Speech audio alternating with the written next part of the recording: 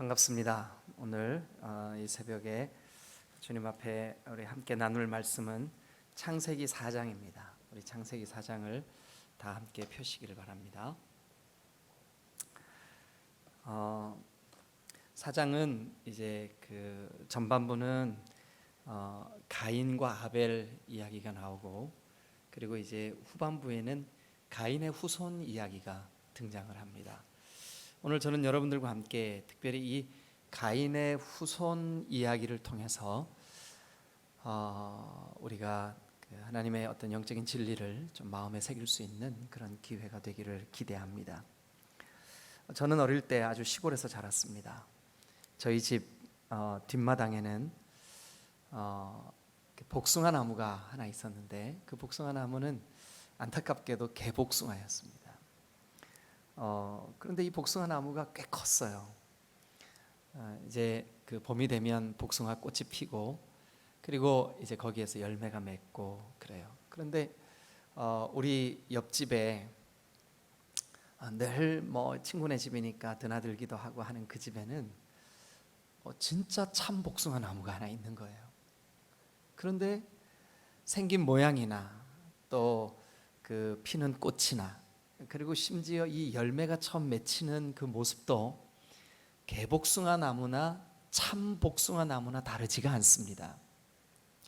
그런데 시간이 지나면 지날수록 이 개복숭아 열매는 자라다가 말아요.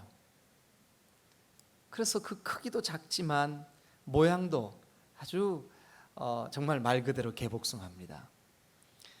시간이 지나면 이 참 복숭아는 점점 주먹만하게 커지고, 그리고 달고 맛있고, 그러나 이 개복숭아는 아무리 다 익어서 물렁물렁하게 완전히 푹 익어도 그 맛이 신맛과 뜰분 맛이 그대로 남아 있습니다. 어릴 때 저는 그 이웃집에 있는 참복숭아 나무, 또 참복숭아 열매를 먹는 우리 친구 참 부러웠습니다. 우리 집에 있는 이 개복숭아 나무, 저 개복숭아 나무 크기가 참복숭아 옆집의 나무보다 더 큰데 저게 참복숭아였으면 얼마나 좋았을까, 그런 생각을 종종 해보았습니다. 여러분, 이 개복숭아 나무가 그 처음 꽃이 피고 봄에 열매가 맺히기 시작하고 이 그 과정, 그리고 그 되어지는 현상들, 모양 다 참복숭아랑 아무리 닮아 있어도 이 개복숭아의 실존은, 이 개복숭아의 현실은 뭐냐 하면 개복숭아입니다. 여러분, 우리 인간은 어떨까요? 우리 인간은 아담과 하와가 사탄의 속임수, 뱀의 꼬임에 넘어가서 죄를 범하고 선악과를 따먹고 하나님으로부터 떠났습니다. 그 이후로 우리 인간은 우리의 실존을 우리가 인정하든 인정하지 않든 우리의 영이 죽어 있습니다. 우리는 죄인입니다. 우리가 타락한 본성을 가지고 있습니다. 그래서 오늘 저는 여러분들과 함께 이 4장 말씀을 통해서 이 타락한 본성을 가진 인간의 현 주소, 실존, 그들이 맺고 있는 열매, 이것을 우리가 한번 같이 살펴보고 은혜를 나누려고 합니다. 먼저 여러분 6절과 7절 우리가 한번 같이 말씀을 볼까요? 6절과 7절. 여호와께서 가인에게 이르시되 네가 분하여 함이 어찌 됨이며 안색이 변하여 함이 어찌 됨이냐. 네가 선을 행하면 어찌 낯을 들지 못하겠느냐. 선을 행하지 아니하면 죄가 문에 엎드려 있느니라. 죄가 너를 원하지만 너는 죄를 다스릴지니라. 여러분, 안타깝지만 가인은 죄를 다스릴 힘이 없었어요.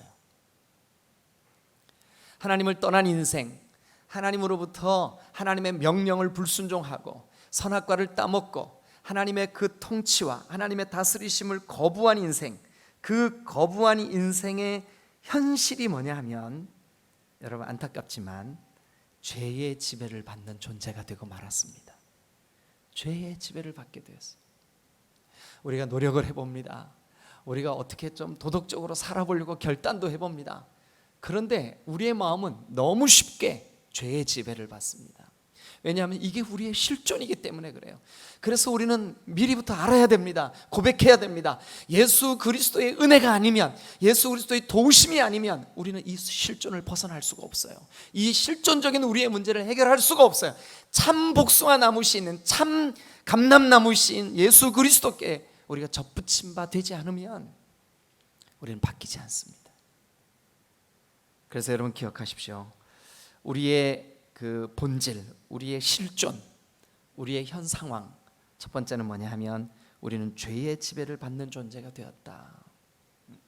그래서 결국 그 죄의 지배 때문에 하나님께서 틀림없이 가인에게 너는 죄를 다스릴지니라 이렇게 말씀까지 해주셨는데도 불구하고 그는 동생을 돌로 때려 죽이는, 왜 그랬습니까? 그의 속에 있는 질투 때문에, 그의 속에 있는 시기심 때문에. 여러분, 우리는 우리 속에 있는 이 죄의 본성, 죄, 시기든 질투든 미움이든 탐심이든 음란이든 그 어떤 것이든 우리 힘으로 못 이겨요. 그래서 우리는 고백해야 됩니다. 주님, 내 실존은 죄의 지배를 받는 존재입니다. 그러니 나를 도와주세요. 그러니 나를 예수 그리스도로 옷 입혀주세요. 그러니 나를 예수 그리스도의 사람으로 바꿔주세요. 여러분, 한순간도 하나님의 통치가 이루어지지 않으면 우리는 죄의 지배를 받을 수밖에 없다는 사실을 믿으시기를 축원합니다. 두 번째, 우리가 이 본문에서 기억해야 될 두 번째 우리의 실존이 뭐냐, 현주소가 뭐냐 하면 16절을 한번 보십시오. 16절, 4장 16절을 보면 가인이 여호와 앞을 떠나서 에덴 동쪽 놋 땅에 거주하더니, 여러분, 인간은 원래 어디에 거주하게 만들어졌을까요? 에덴에. 여러분, 인간은 원래 처음 창조될 때 어디에 있게 하셨을까요? 하나님의 품 안에, 하나님의 통치 안에, 하나님의 은혜 안에, 하나님이 만드신 그 파라다이스, 완벽한 곳, 에덴 동산. 그런데 여러분, 여기 오늘 16절을 보십시오. 가인이 여호와 앞을 떠나서, 범죄한 인생, 하나님의 그 통치와 다스리심을 거부한 인생, 하나님이 하지 말라고 하신 것을 기어코 불순종하고 해버린 인생, 그 인생의 영적인 타락은 우리의 실존을 어떻게 만들었냐 하면 하나님을 점점 떠나는 존재로 만들어 버렸습니다. 하나님을 점점 떠나는 존재. 마치 아버지를 떠난 탕자처럼 인간은 하나님 앞을 떠납니다. 아버지, 나 아버지의 통제를 받고 싶지 않아요. 나도 이제 성인이에요. 나도 이제 자유로워지고 싶어요. 여러분, 그게 얼마나 무서운 함정인 줄 아십니까? 탕자가 아버지를 떠나고 싶었던 것은 자기 인생을 자기 스스로 어떻게 좀 해보고 싶었던 거죠. 아버지의 간섭을 받고 싶지 않았던 거죠. 그러나 여러분, 우리의 아버지이신 하나님, 그 하나님의 간섭을 받고 하나님의 통치를 받고 하나님의 품 안에 있을 때 우리가 얼마나 행복했습니까? 부족함이 전혀 없는 완전한 에덴, 완전한 기쁨, 완전한 행복, 완전한 만족, 완전한 풍요, 에덴. 그러나 하나님을 거역하고 하나님께 불순종한 우리 인생은, 우리 인생의 영적인 실존이 뭐가 됐냐면 하나님을 떠나는 존재가 되었습니다. 그래서 오늘 16절은 가인이 여호와 앞을 떠나서, 가인이 여호와 앞을 떠나서. 여러분, 그러나 우리에게 은혜가 있습니다. 예수 그리스도를 통하여 우리에게 속량, 곧 우리의 이 본질은 그렇지만 우리를 바꿔주신 하나님의 은혜가 왔습니다. 은혜가 임하였습니다. 이제는 우리가 예수 그리스도를 통해 하나님을 떠나는 존재에서 돌이켜 하나님께 나아가는 존재가 되시기를 주님의 이름으로 축원합니다. 세 번째, 23절을 한번 보실까요? 23절. 자, 여러분, 23절을 보기 전에 그 가인의 후손들 이야기를 조금만 한번 보죠. 가인의 후손들은 여호와 앞을 떠나서 17절에 보니까 자기 이름을 내기 위하여 성을 쌓고 또 그 성의 이름을 에녹이라고 하고, 18절 그들이 이제 번성하여서 자식들을 낳고 그 중에 라멕이라는 사람이 등장하는데 라멕이 두 아내를 얻었어요. 그래서 그들을 통해서 태어난 아이들이 한 사람은 가축치는 자, 즉 최초의 유목민이 되었어요. 여러분, 저는 이거 생각하면 너무 신기해요.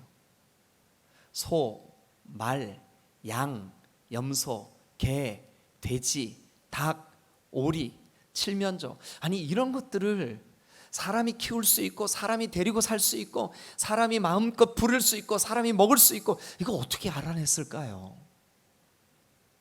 그러니까 처음 이 사실을 발견하고 집에서 가축을 기르기 시작한 이 사람들은 천재예요. 천재.